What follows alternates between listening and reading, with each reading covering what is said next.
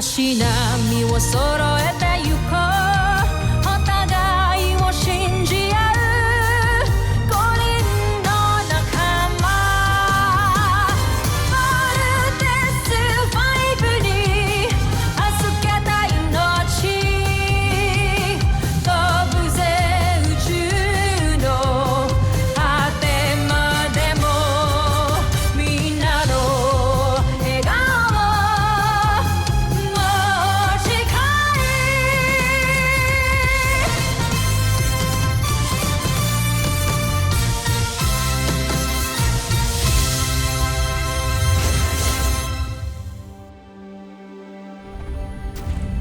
Ang nakaraan sa Voltes 5 Legacy. The chief medical officer can give you all the details that you need to know about my condition. That is the reason why I'm resigning my position as a Supreme Commander General. Dr. Hook, Camp Big Falcon is yours. Yes, Supreme Commander. May permission po ba kayo para gamitin yung rover na yan?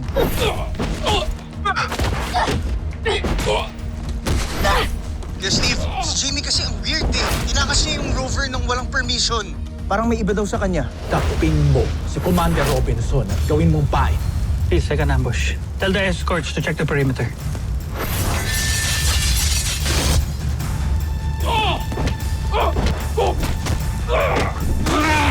Yun na, Jamie. Kilala ko ang anak ko. Sino ka? Ako ang may hawak sa katauhan ni Jamie Robinson. Kaya mo bang patayin ang sarili mong anak? Kaya ko kung kinakailangan. Jamie! Jamie, stop it! Stop it, Jamie. It's a ring. Inimmunize ka ng ring na to. It was controlling your mind. Ako nang tatapos sa inyong mag-ama! Commander Robinson. Manda kayo, katapusan niyo na. Kala ko pupunta ako dito nang walang pakar.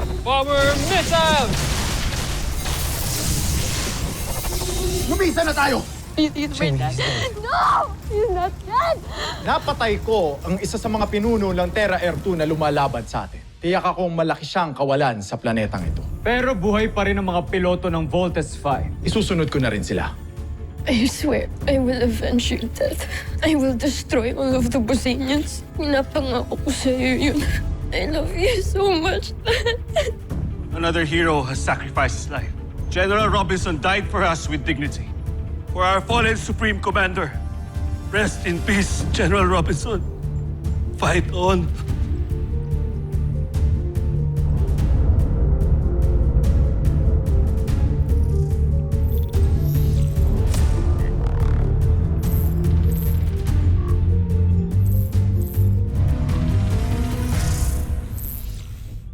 Ano naman yung ginagawa mo?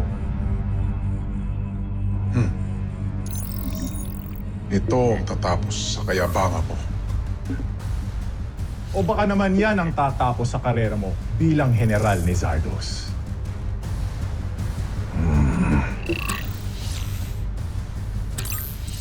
Aalis ka ba?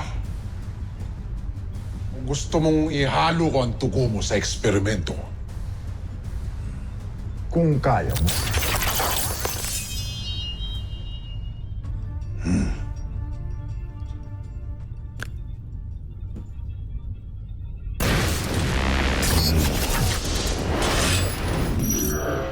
Kanina ka pa.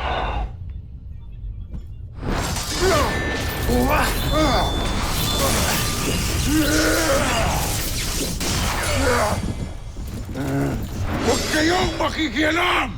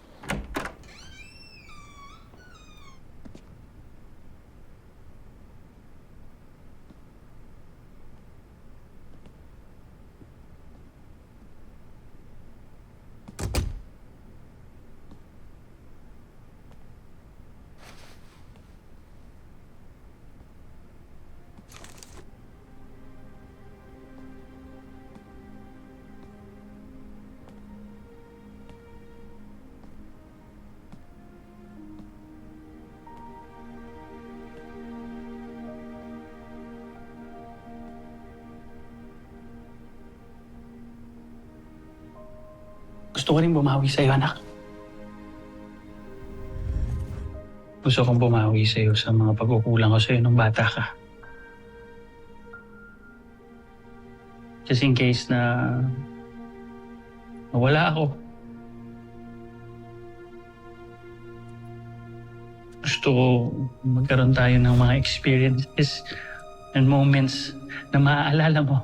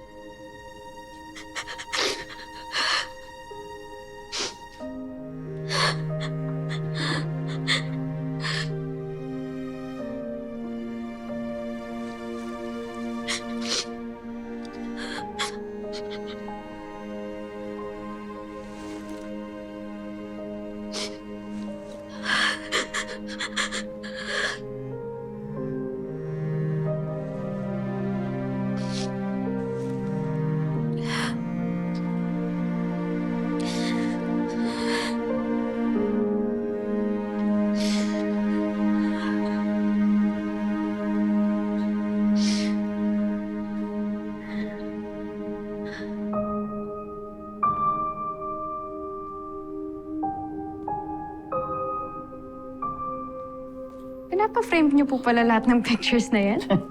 Lahat naman ng pictures mo, piniframe ko. Tingnan mo, it's all you. Palibhasa kasi hindi ka na madalas umuwi dito.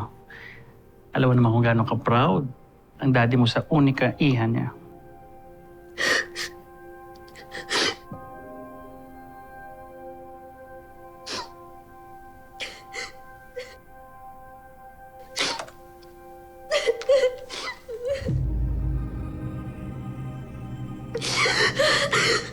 Akala ko po ba malakas kayo, ha? Hindi po kayo mawawala. Hindi. Okay? Makakasama ko pa po kayo ng matagal na matagal na matagal na matagal na matagal. Okay? Promise. Pinky promise. Promise. Kakasama pa tayo ng matagal. Hindi ako mawawala sa'yo kahit kailan.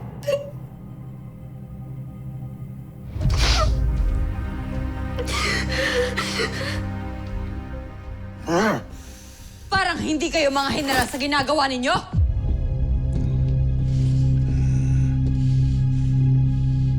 Buti na lang dumating si Sandra. Kundi bangkay kang babalik sa Busan. Tama na.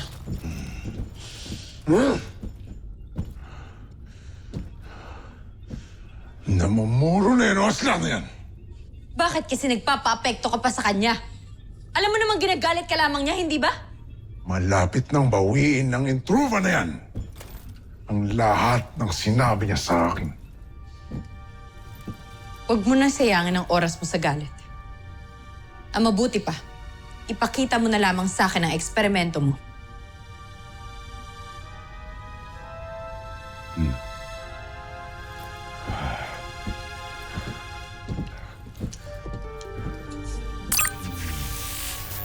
Tignan mo ang ginawa niya ni General Oslak.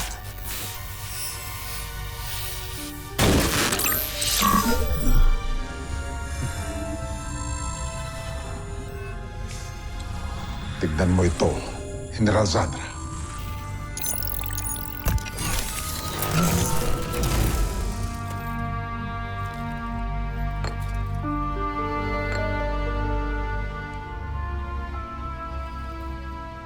Ang mikrobyong ginawa ko.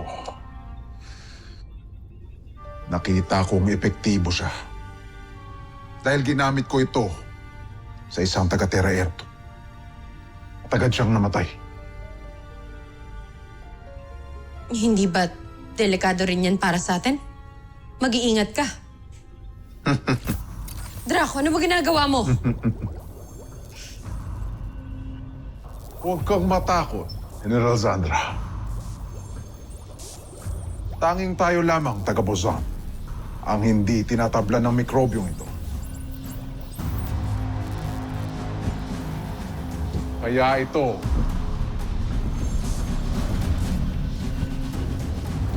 Ito ang gagamitin ko upang matuklasan ang lihim ng Voltes Team.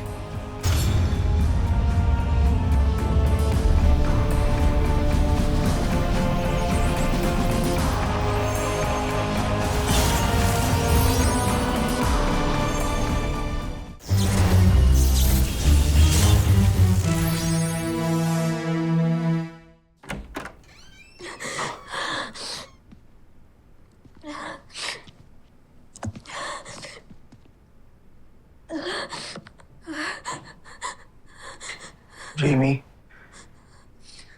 sorry kung sinundan kita dito ha. Ayos ka lang? Egbert, pwede mo muna akong iwan, please? Okay.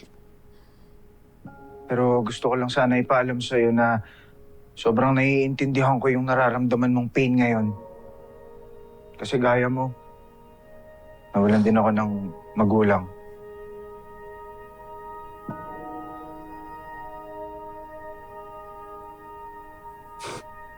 Ano mo, Egbert? Hindi mo naman ako naiintindihan eh. Kasi kayo, hindi niyo kasalanan kung bakit nawala yung nanay niyo. Pero ako, Egbert, kasalanan ko. Kasalanan ko kung bakit namatay si Dan, Egbert. Yung singsing. Hindi ko na lang dapat pinulot yung singsing na yun eh. Kung hindi ko pinulot yung singsing na yun, Egbert, di sana hindi ako nawala sa sarili ko. Kung hindi ako nawala sa sarili ko, di sana hindi ako yung kasalanan kung bakit nawala si Dan. Jamie.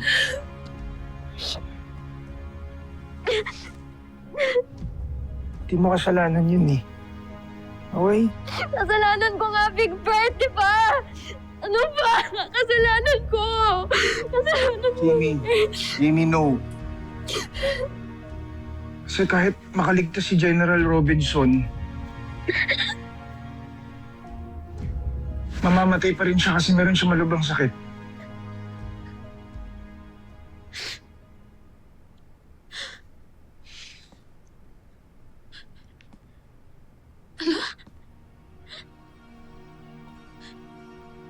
Anong ibig mong sabihin, Big Bird?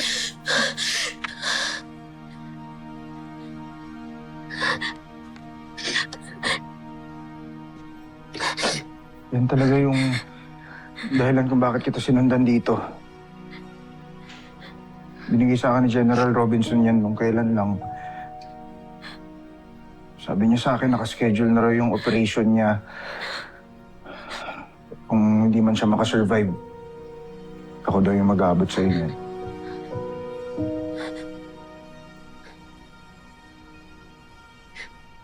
May sakit si Daddy.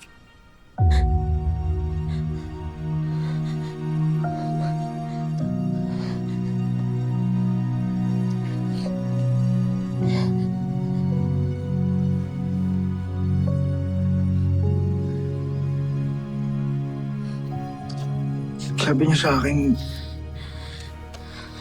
may gastric cancer daw siya. Malubha. Nag-spread na yung cancer sa katawan niya, kaya kahit operahan siya, malakas daw yung chance na hindi na talaga siya makakasurvive. Jamie, sorry kung ngayon ko lang sinabi sa'yo.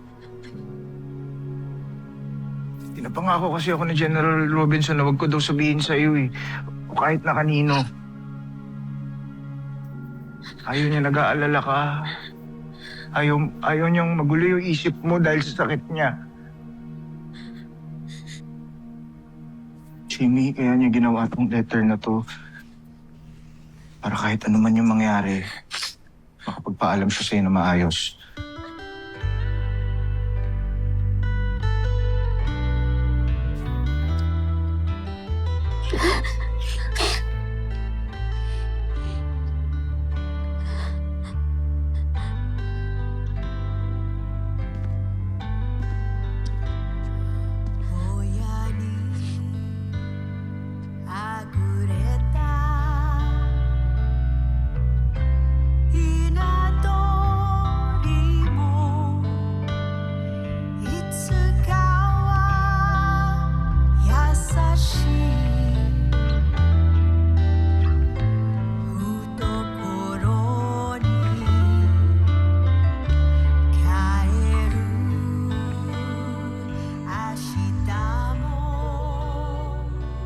Kahit wala na ako ay hindi pa rin ako tunay na lalayo sa'yo, Jamie.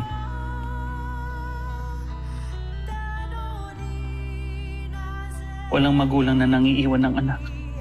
I will always be here.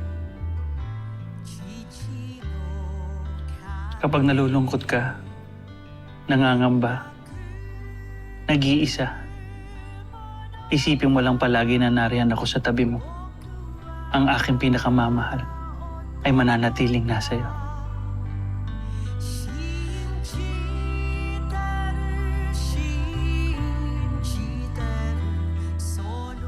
Kaya huwag mong damdamin ang aking pagkamatay, anak.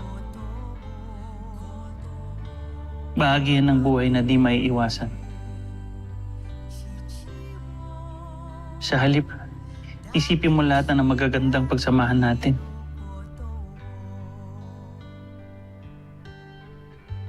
Ang lahat ng mga itinuro ko sa'yo. At kapag namimiss mo ko, tumingin ka lang sa salamin, anak.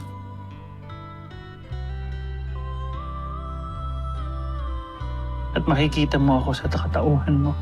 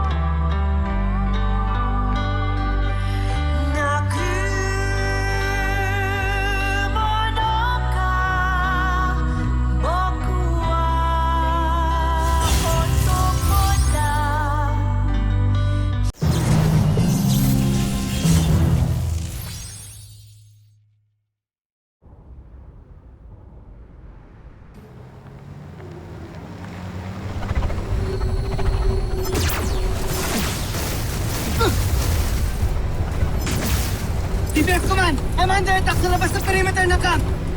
Send backup now!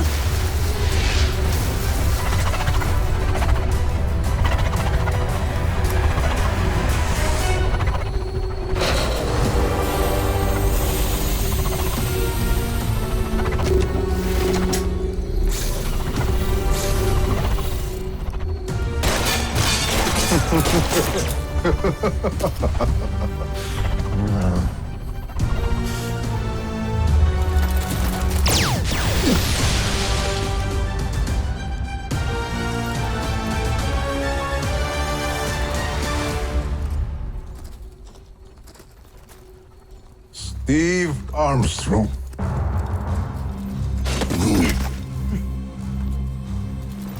Ay tagal kong hinintay ang pagkakataon ito. Upang ako mismo ang papas lang sa'yo.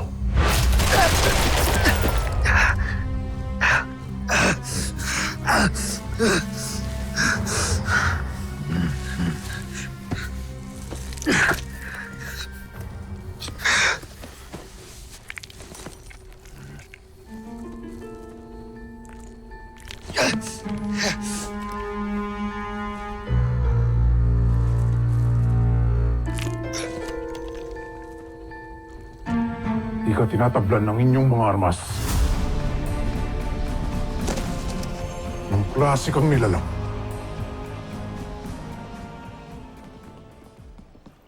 Ready na ba yung strike team to rescue Lieutenant Commander Armstrong? Handa na, sir. At na-identify na rin yung coordinates ng confrontation. May service pistol naman nadala si Steve eh. He just needs to hold off the enemy hanggang makadating tayo. Yun nga yung problema, sir. Regular bullet load lang ng pistol ni Lieutenant Armstrong at hindi yung special caliber. And that's going to be a problem. Hindi ka pangkaraniwang taga-Terra Air 2. Katulad din ba kita? Isa ka bang taga-Busan? Kahit kailan, hindi ako magiging katulad mo! Malalaman ko ang katotohanan sa pamamagitan nito.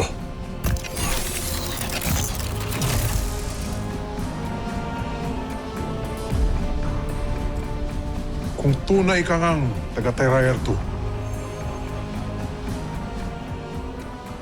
Kakainin nito ang balat ng katawan mo.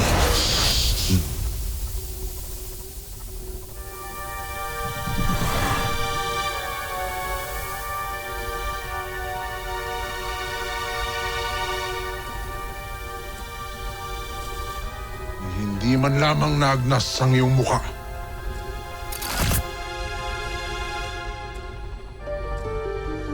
Anong klase kang nilalang? Makatunay ngang isa kang Buzainian.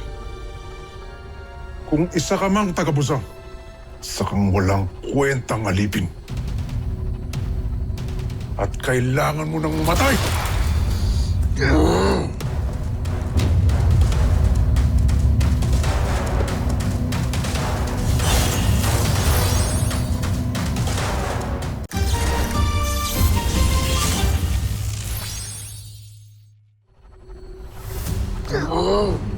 General, parating na ang kanilang hukbo.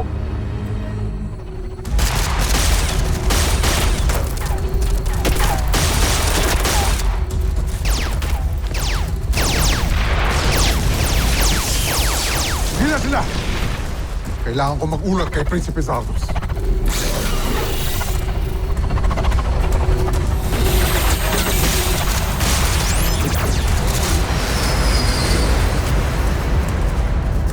Steve, ayos ka lang? Sorry. Ano ba? Sorry. Sorry, akala ko kalaban ka eh. Sumasama ka pa dito. Hindi ba nagtatawag ka ng backup? Mark, may security team na. Okay. Kahit buwisit ako sa'yo, hindi ako traidor. Sinuntok mo pa ako.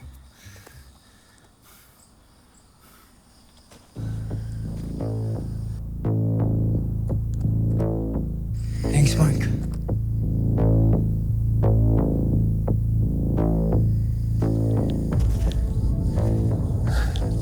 Secure niya yung perimeter.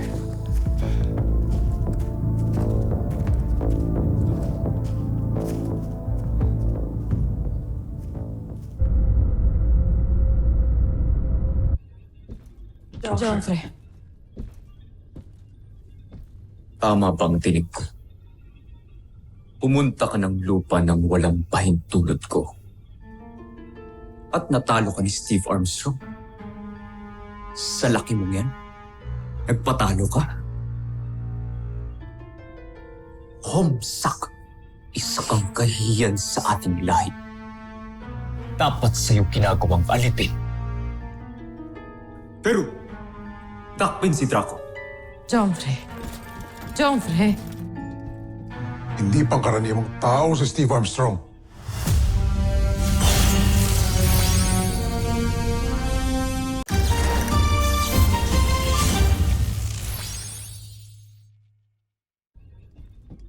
Hindi pangkaraniwang tao si Steve Armstrong.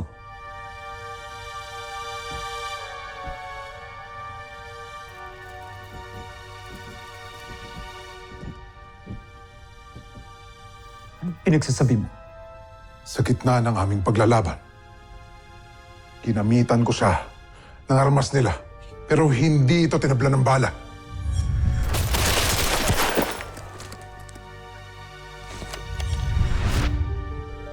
Tayo lang, mga taga-Busan, ang hindi tinatabla ng armas nila. Anong ibig mong sabihin? May hinala ako na may dugong Busan, si Steve Armstrong.